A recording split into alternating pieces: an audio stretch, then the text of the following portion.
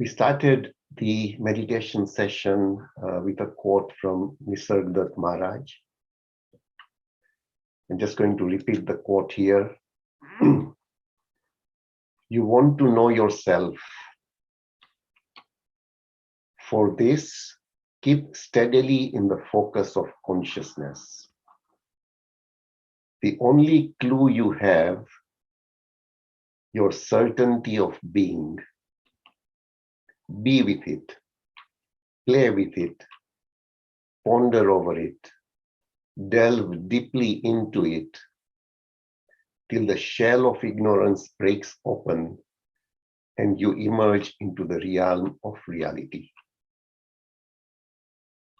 Friends, today I'm going to take Wisdom of Nisargadatta Maharaj, Part 2. In his own words, his views on Guru. Before I start, I want to tell a short story. There was a forest near a couple of villages in India, and there was a guru there. His name, everybody called him Mauni Baba, meaning a sadhu, a sannyasi who always observes silence. Slowly over time, his popularity increased and he had a lot of disciples. People used to go and visit him, but he would always remain silent. So people would visit him, people would actually take food with them and feed him. He would always remain silent. Gradually, his popularity increased and it increased to very many different villages.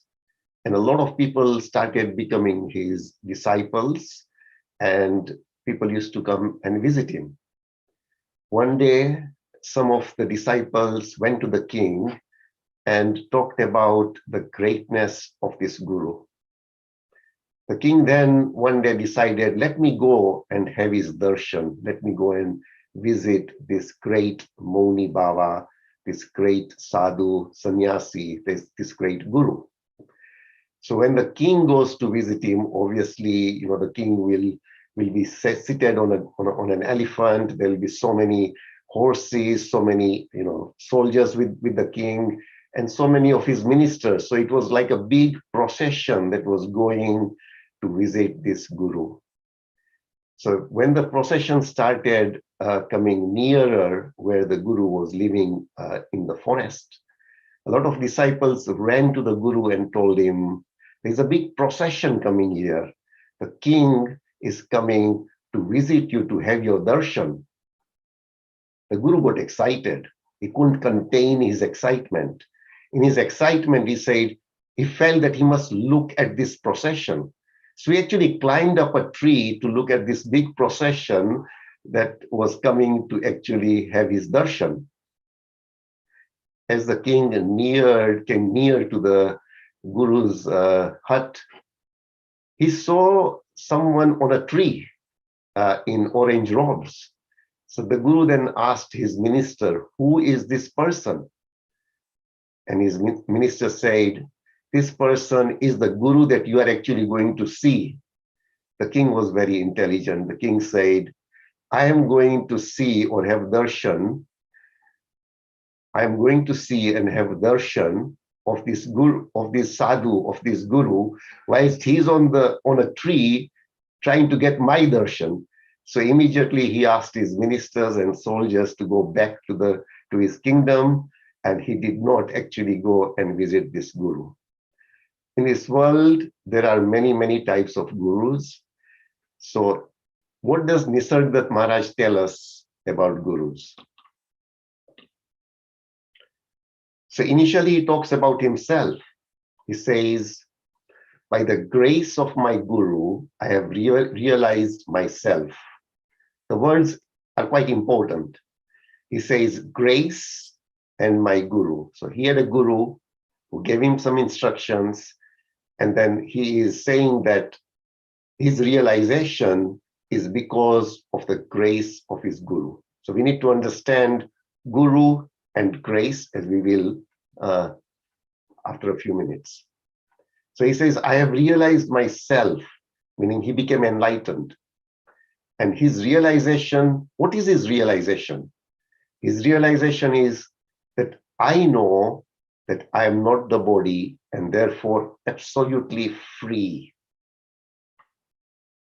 Further, he says, for without the body consciousness, there can be no needs.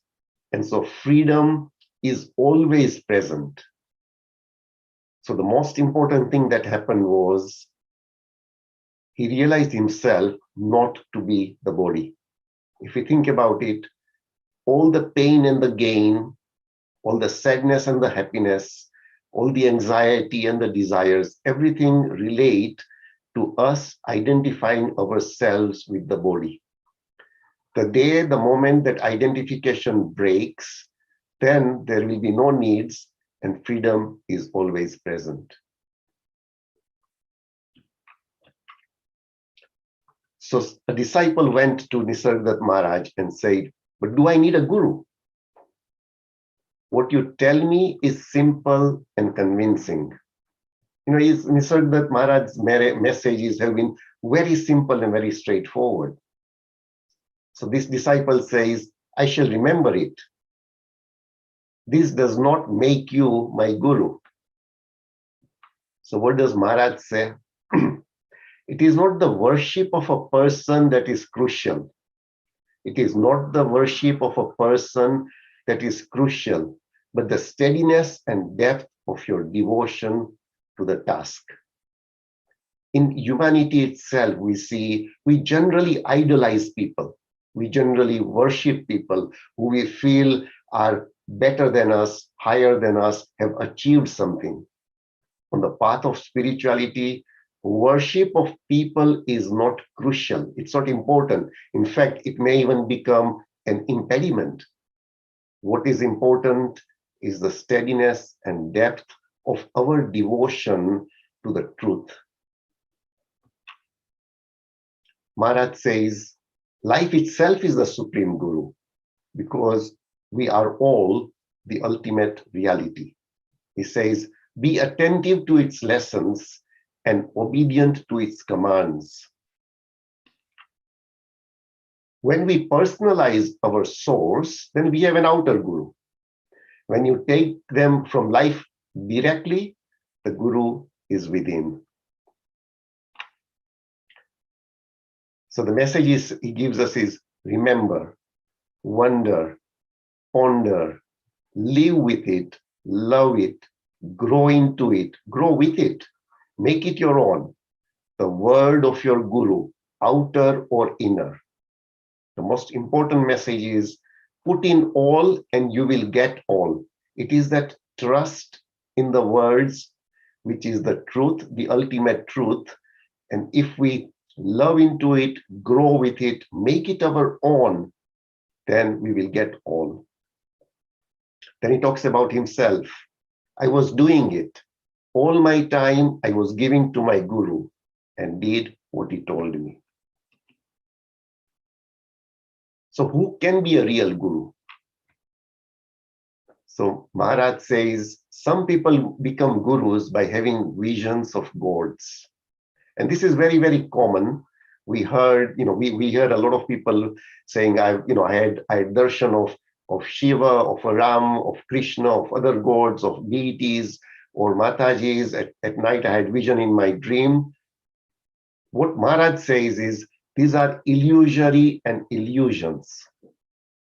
So just by having visions of God does not make someone a guru. Gurus with visions of God cannot lead one to truth. So he says, he who knows the state in which there is neither the world nor the thought of it, he who knows the state in which there is neither the world nor the thought of it, he is the supreme teacher. To find him means to reach the state in which imagination is no longer taken for reality. Most of our lives, we are just living in imagination. the guru. So he says, please understand that the guru stands for reality, for the truth, for what is. He's a realist in the highest sense of the term. He cannot and shall not come to terms with the mind and its delusions. He comes to take you to the real. Don't expect him to do anything else. So the real guru, the real person who has realized, will be someone who wants to take us to that state. So the disciple was asking a question about all these instructions and obedience that some guru was telling him to do. So he says, the guru you have in mind, one who gives you informations and instruction, is not the real guru. The real guru is he who knows the real beyond the glamour of appearances. To him, your questions about obedience and discipline do not make sense. This is quite important. To him, your questions about obedience and discipline do not make sense, for in his eyes, the person you take yourself to be does not exist. We take ourselves to be the body, and in the eyes of someone who has realized, he does not take us to be our bodies, he takes us to be the Chaitanya, the consciousness that we truly are. And our questions would then be about a non-existing person. So what he says is, what exists for you does not actually exist for him. What we take for granted, he denies absolutely. He wants you to see as he sees you. Then you will not need a guru to obey and follow, for you will obey and follow your own reality. In India, we generally hear that, the proximity of a guru is very, very important. So Maharaj is asked a question. It is part of the Indian spiritual tradition that merely living in the proximity of a saint or a sage is conducive to liberation. And that's what we feel when we are sitting near a liberated and enlightened soul. We feel peace in our minds. And this is the question that this devotee is asking. And he says, no other means are needed. So he's asking Maharaj, why don't you organize an ashram so that people can live near you? Maharaj was living in Bombay, in a very populated area. And, so he didn't have an ashram. People used to go and visit his home, and he used to give these spiritual discourses. And this is a very, very important view which Maharaj says.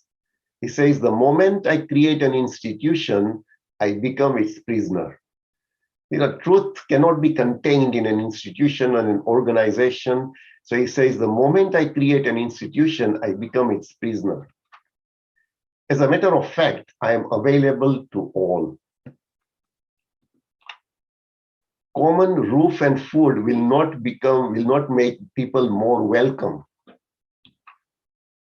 Living near does not mean breathing the same air.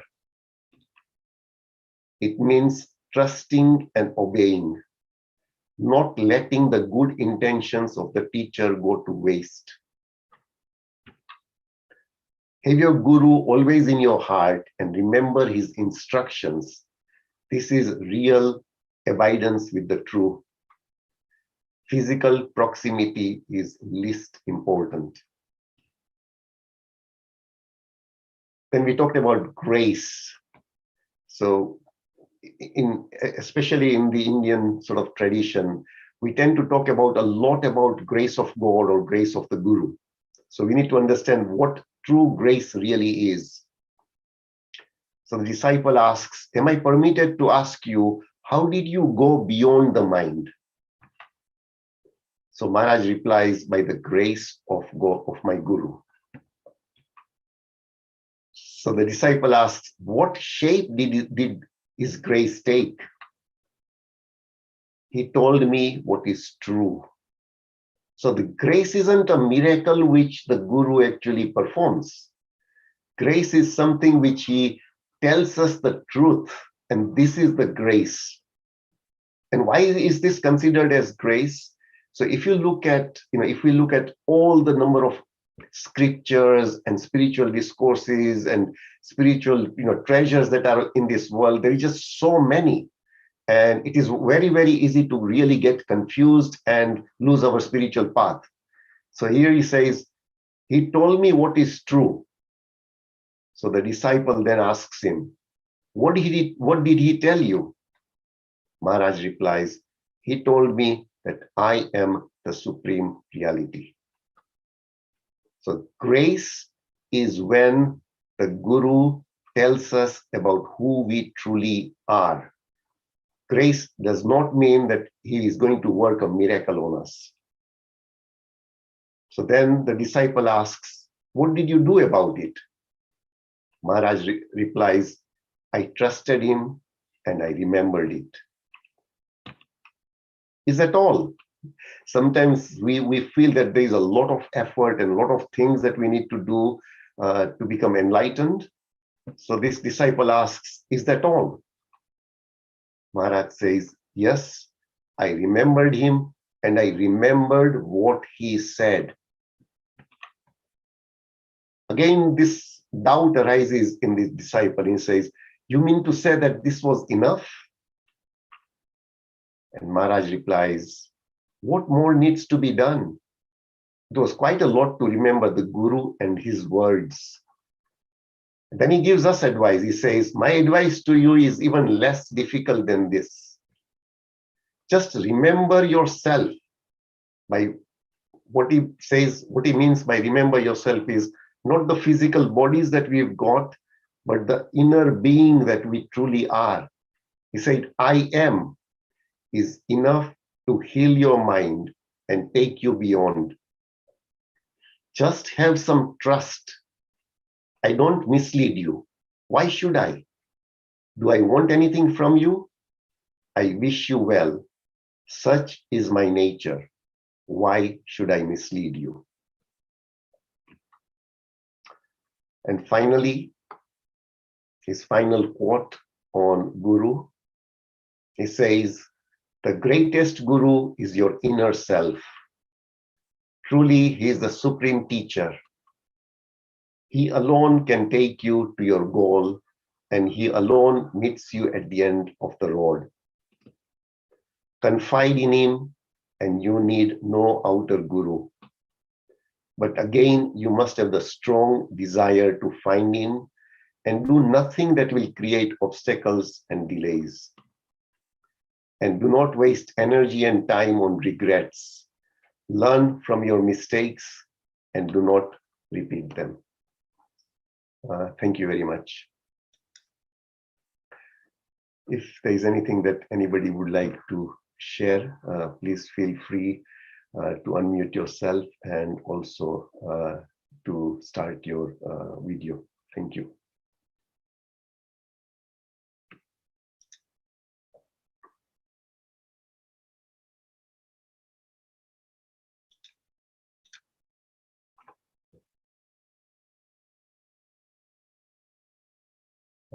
If there isn't anything, then that's fine.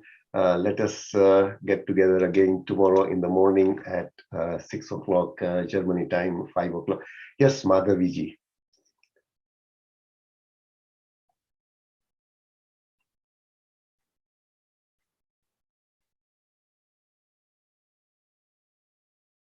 Thank you. Yes, Madhaviji, sorry, you can unmute now.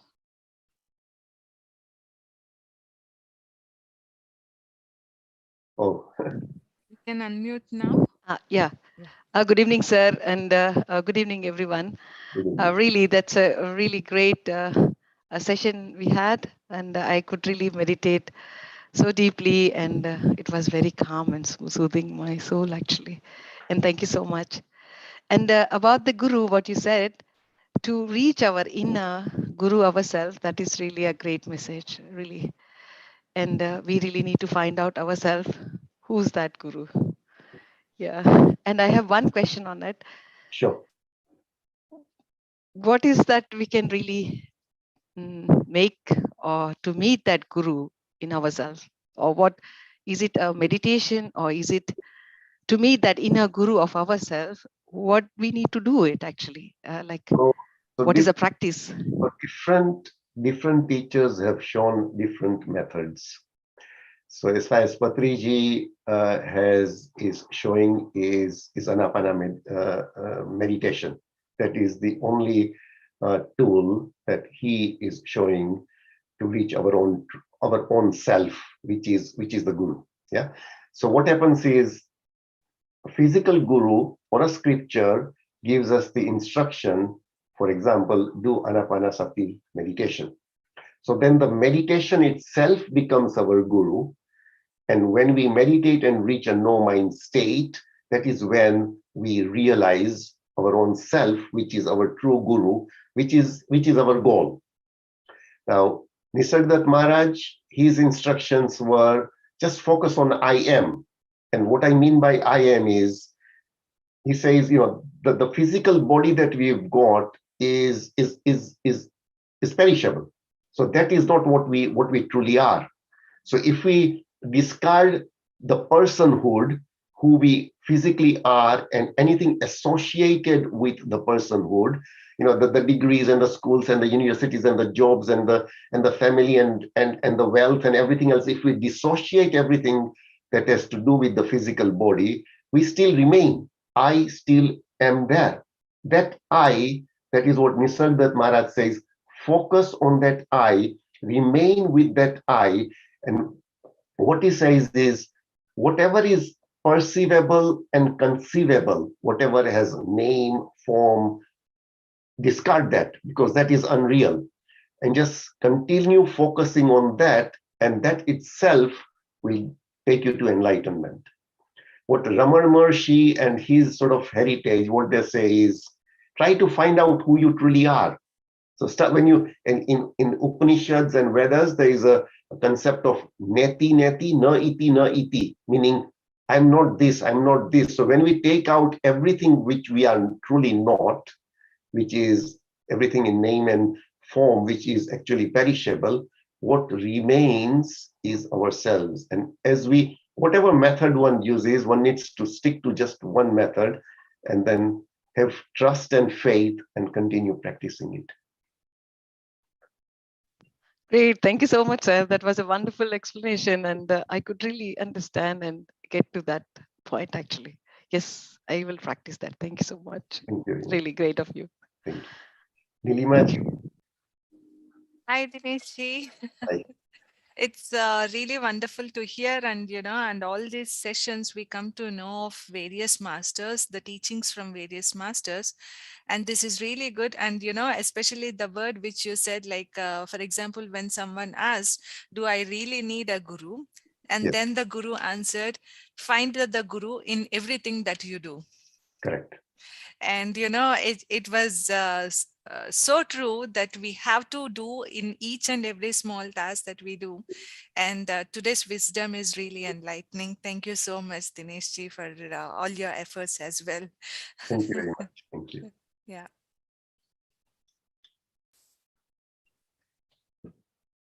So thank you, everyone. And we shall meet again tomorrow in the morning, 6 o'clock Germany time. Thank you very much. Yes, friends. So tomorrow we are also having a session in the evening by Master Yana. And yes, so we welcome all of you for the Yana session, and it will be really interactive session. So yes, thanks a lot.